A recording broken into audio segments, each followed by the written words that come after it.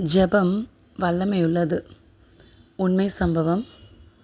அமெரிக்க தேசத்தில் ஒரு கிராமத்தில் ஒரு அம்மா ப்ரேயர் பண்ணிகிட்டே இருந்தாங்க. என்ன காரியத்துக்காக அப்படி பார்த்தீங்கன்னா, அவங்களுடைய வாலிப மகன் கேன்சர் வியாதினால் பாதிக்கப்பட்டு படுக்கை ஆகிவிட்டார். அப்போது இவங்களுக்கு என்ன பண்ணணும்னு தெரியல. சில டாக்டர்கிட்ட போய் காமிச்சாங்க. அவங்களாம் சொல்லிட்டாங்க, இந்த வியாதிக்கு குணப்படுத்துகிற மருந்து எங்ககிட்ட கிடையாது. நீங்கள் இன்னொரு பெரிய டாக்டர்கிட்ட தான் போய் பார்க்கணும். ஆனால் நீங்கள் உங்கள் கிராமத்துலேருந்து அங்கே போகிறதுக்கே செலவாகும். அப்புறம் அந்த டாக்டர் ஃபீஸு ஸோ ரொம்ப செலவாகும் அப்படி சொல்லிட்டாங்க. இன்னொன்று இந்த தாயாருக்கு ரொம்ப மனசு கஷ்டமாயிடுச்சு.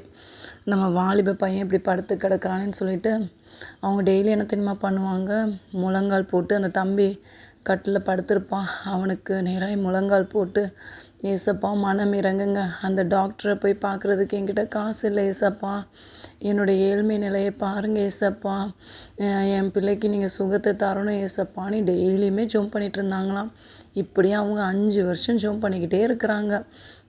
அப்போது ஒரு நாள் என்ன ஆச்சுன்னா, இரவு நேரத்தில் ரொம்ப கனமழை. வாகனத்தில் போன ஒருவர் மலைப்பு விழாக்கு போயிட்டுருக்கிற ரொம்ப மழை பெஞ்ச உடனே கார் நமக்கு ஓட்ட முடியாதுல்ல மழை பெய்யும்போது. அப்படி அவங்க வழி மாறி கடைசியில் இந்த இந்த இடத்துக்கு வந்துட்டாங்க, இந்த கிராமத்துக்கு. அப்புறம் இந்த தாயாருடைய வீடு தான் அந்த காட்டுக்குள்ளே இந்த தாயாருடைய வீடு தனியாக இருந்த உடனே அவங்க அந்த மனிதர் இந்த வீட்டுக்கு நேராக வண்டியை நிறுத்திட்டு அவரும் ஒரு டிரைவரும் வீட்டுக்குள்ளே போனாங்க. அப்போது இந்த தாயார் உபசரித்து, வாங்கய்யா எங்கேருந்து வரீங்கன்னு கேட்டுட்டு, அப்புறம் அவங்களுடைய தலையை துடைக்க டவல் கொடுத்துட்டு, அப்புறம் கடுங்காப்பி போட்டு கொடுத்தாங்க. அப்புறம் அவங்கள ஒரு இடத்துல அமர சொல்லிவிட்டு, ஐயா இது என்னோடய ஜெப நேரம் ஐயா, நான் போய் ஜோம் பண்ணிட்டு வரேன் அப்படி சொல்லிட்டு ஒரு ரூம்குள்ளே போயிட்டாங்க. போயிட்டு அவங்க கதவை லைட்டாக சாத்திட்டு அவங்க போய் ப்ரே பண்ணிகிட்ருக்காங்க. என்னென்னா, கட்டிலுக்கு முன்னாடியே எப்போவுமே முழங்கால் போட்டு ஜெபிக்கிற மாதிரி, அதே மாதிரியே அவங்க மகனுக்காக போராடி ஜோம் பண்ணிக்கிட்டே இருந்தாங்க. அப்போ அற்புதம் செய்யுங்க அப்படி சொல்லிட்டு, அப்போது இந்த டாக்டர் லைட்டாக கதவு திறந்துருந்தோடனே இந்த தாயார் என்ன 3/4 மணி நேரம் ஆயிடுச்சு, என்ன இன்னும் வரல அப்படி சொல்லிட்டு எட்டி பார்க்கும்போது ஒரு மகனை படுக்க வச்சுருந்த அந்த கட்டிலையும் பார்த்தாங்க. இந்த தாயார் ஜோம் பண்ணுறதையும் பார்த்துட்டு இந்த தாயார் அப்புறம் வெளியே வந்தோடனே, என்ன ஆச்சு உங்கள் மகனுக்குன்னு கேட்டாங்க. அப்போ மகன் இந்த வியாதியில் இருக்கிறான் அப்படின்னு சொன்னாங்க. அப்போது இந்த ஐயா சொன்னாங்க, கேன்சர் வியாதிக்கு மருந்து கண்டுபிடிச்ச டாக்டர் நான் தான், நீங்கள் என்ன பார்க்க தான் நீங்கள் அவ்வளோ நாள் வெயிட் பண்ணிட்டு இருந்திருக்கீங்க அப்படின்னு சொல்லிட்டு அந்த தாயார்கிட்ட சொன்னாங்களாம். ஆமாம் ஐயா, உங்களை பார்க்குறதுக்காக தான் 5 வருஷமாக ஜோம் பண்ணிகிட்ருக்கேன் அப்படின்னு சொல்லிட்டு அந்த தாயார் சொன்னாங்களாம். அப்போது அந்த டாக்டர் ஐயா சொன்னாங்களாம், நீங்கள் எதுக்கும் கவலைப்படாதீங்க, நம்ம நாளைக்கு காலையில் நீங்கள் என் கூட காரில் வந்துடுங்க, உங்கள் மகனையும் கூட்டிகிட்டு போய் நான் ஒரு ஹாஸ்பிட்டலில் உங்களை தங்க வச்சு அப்படியே 3 மாதம் அவங்கள அந்த டாக்டரையா அவங்கள தங்க வச்சு அவங்களுக்கு அந்த ட்ரீட்மெண்ட்லாம் கொடுத்து, கேன்சர் ட்ரீட்மெண்ட் கொடுத்து அவங்கள அழகாக சரி பண்ணி அவங்கள வீட்டுக்கு அனுப்பிச்சாங்களாம். பாருங்களேன், நம்ம அந்த ஏழை தாயாருடைய ஜெபம் எவ்வளோ ஒரு வல்லமையுள்ள ஜெபமாக இருந்திருக்குல்ல. ஆனால் காலதாமதம். நம்மளுடைய ஜெபங்களும் அப்படி தான். சில ஜெபங்களுக்கு ஆன்சர் உடனே கிடைக்கும், சில ஜெபங்களுக்கு காலதாமதம், வெயிட்டிங் பண்ணி தான் ஆகணும். சில ஜெபங்களுக்கு பதில் இருக்காது. ஏசப்போட சித்தம் இல்லை அப்படின்னா அதுக்கு பதில் இருக்காது. அதனால் நம்ம எப்படின்னா, இப்போ நானுமே என்னோடய வாழ்க்கையில் ரொம்ப ஃபாஸ்ட்டாக தான் எல்லாமே இருப்பேன்னா, அப்போ நம்ம இன்றைக்கி ஜெபம் பண்ணின உடனே எனக்கு நாளைக்கே அற்புதம் நடக்கணும் ஏசப்பா அப்படி தான் நம்ம ஜெபம் பண்ணுறோம்ல.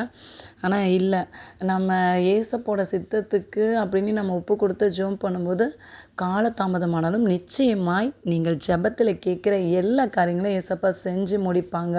உங்கள் கண்ணீரின் ஜெபத்துக்கு வல்லமை உண்டு. நீங்கள் உறுதியாக ஏசப்போட பாதத்தில் அமர்ந்து விசுவாசத்தோடு ஜெபிக்கிற உங்கள் ஜெபத்துக்கு நிச்சயம் பதில் உண்டு.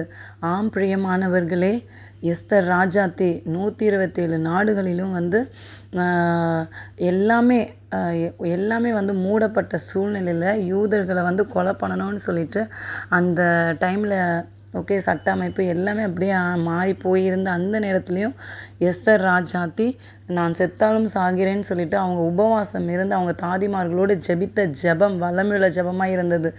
தேசத்தின் சட்ட திட்டங்கள் எல்லாமே மாறினது. ஆம் பிரியமானவர்களே, நீங்களும் நானும் ஜெபிக்கும் போது கர்த்தருடைய பாதத்தில் அமர்ந்திருந்து உண்மையும் உறுதியோடும் விசுவாசத்தோடும் ஜெபிக்கிற ஜெபத்துக்கு வல்லமை உண்டு. ஜெபிக்கிறவர்கள் ஜெயம் எடுப்பார்கள். சூழ்நிலைகள் மாறும். ஏசப்பா உங்கள் கூட இருக்காங்க, உங்கள் ஜெபத்தை கேட்டுட்டு தான் இருக்காங்க. இன்றைக்கி அற்புதம் நடக்கலைன்னா விட்டுறாதீங்க உங்கள் விசுவாசத்தை.